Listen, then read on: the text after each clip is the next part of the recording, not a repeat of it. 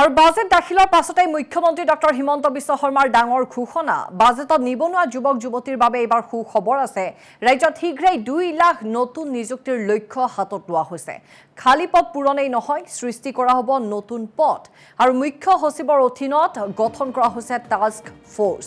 স্বাস্থ্য শিক্ষা ৰাজহুৱা বিভাগত সৃষ্টি হ'ব নতুন পদ আৰু বাজেটত প্ৰতিফলিত হৈছে বিজেপিৰ সংকল্প পত্ৰ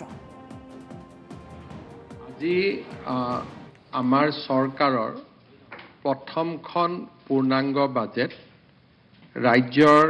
বিত্তমন্ত্ৰী জয়ন্ত মল্ল বৰুৱা ডাঙৰীয়াই উপস্থাপন কৰে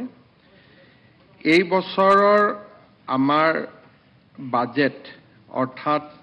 সৰ্বমুঠ ব্যয় যেটো আমাৰ কনসলিডেটেড ফাণ্ডৰ পৰা হ'ব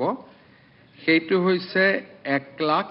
1,56,714.88 কোটি টকা অৰ্থাৎ এইবাৰ আমাৰ ৰাজ্য চৰকাৰৰ বিত্তীয় বাজেটে 1.5 লাখ কোটি টকাৰ সংখ্যা পাৰ কৰিলে আৰু আমি অনুমান কৰিব পাৰো যেহেতু আজিৰে পৰা মাৰ্চলৈকে আৰু দুখন বিধানসভাৰ অধিৱেশন হ'ব আৰু দুইবাৰে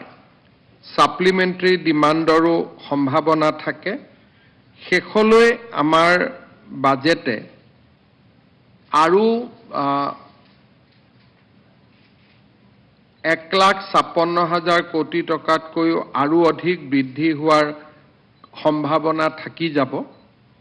আৰু সকলো ফালৰ পৰা আমাৰ ৰাজ্যৰ বিকাশৰ দিশত আজিৰ বাজেটখন এখন অত্যন্ত উল্লেখনীয় বাজেট আজিৰ বাজেটৰ আটাইতকৈ গুৰুত্বপূৰ্ণ কথা হৈছে যে it is a revenue neutral budget revenue neutral বাজেটৰ অৰ্থ হৈছে যে আমাৰ ৰাজহ ব্যয় অৰ্থাৎ দৰমহা ইন্টাৰেষ্ট পেনশন কমিটেড লায়াবিলিটি যাক আমি সৰকাৰৰ ৰেভিনিউ এক্সপেন্ডিচাৰ বুলি কওঁ আমাৰ ৰেভিনিউ এক্সপেন্ডিচাৰ আৰু ৰেভিনিউ আৰ্নিং এই দুইটাই বৰ্তমান সমান বুলি আমি দাবী কৰিব পৰা হৈছো আৰু সেইভাবে এই বাজেটখন আমি ৰেভিনিউ নিউট্ৰেল বাজেট অৰ্থাৎ ৰেভিনিউ এক্সপেন্ডিচাৰ আৰু ৰেভিনিউ আৰ্নিং এই দুইটাৰ মাজত এটা সমতা স্থাপন কৰা হৈছে আৰু সেইভাবে ৰেভিনিউ দিশৰ পৰা দৰমহা পেনশন সুদ যিমান বিলাক ৰেভিনিউ এক্সপেন্ডিচাৰ আছে আৰু ৰেভিনিউ আৰ্নিং কালেকশন এই দুইটাৰ মাজত আমি যদি 100 টকা পাইছো 100 টকা ব্যয় হ'ব আৰু সেই কাৰণে এই দিশৰ পৰা ই এখন ৰেভিনিউ নিউট্ৰেল বাজেট দ্বিতীয়তে আপোনালোকে নিশ্চয় আপোনালোকৰ মনত থাকিব যে 2015-16 চনত মূলধনী ব্যয় মই ৰাজহ ব্যয়ৰ কথা কলো আমাৰ ৰাজ্যত মূলধনী ব্যয় আছিল 2,951 কোটি টকা অৰ্থাৎ দলং ব্ৰিজ ইলেক্ট্ৰিচিটি পাৱাৰ এই গোটেই বিলাকৰ ক্ষেত্ৰত আমাৰ কেপিটেল এক্সপেন্ডিচাৰ আছিল 2,951 crore এইবাৰ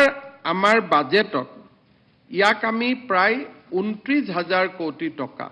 29,000 crore আমাৰ দেখুৱা হৈছে অৰ্থাৎ আমাৰ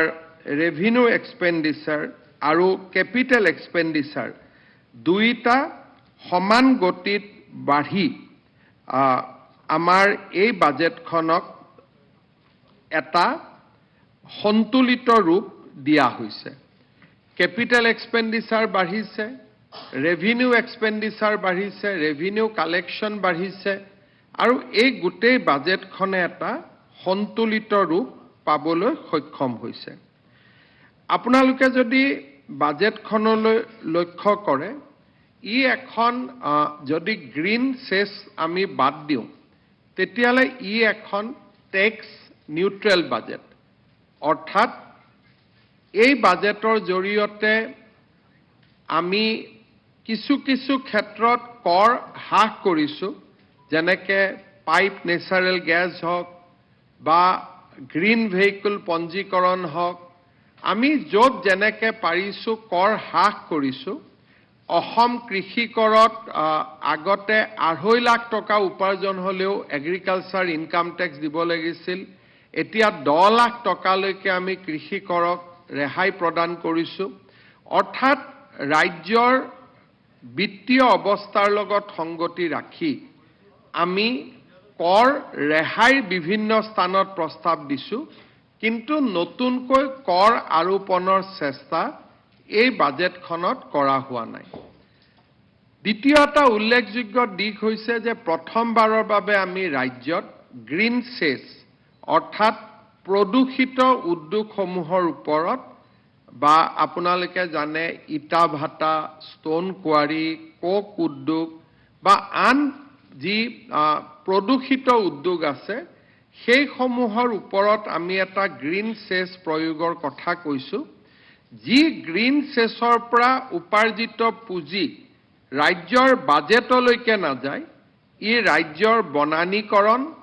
বা জল সম্পদ সংৰক্ষণৰ বাবে পোনপটীয়াকৈ ব্যয় কৰা হ'ব। অৰ্থাৎ 10 কোটি টকা যদি গ্ৰীণ চেছ উঠে, তাক আমি বাজেটৰ কাৰণে লৈ নাযাওঁ, ই পোনে পোনে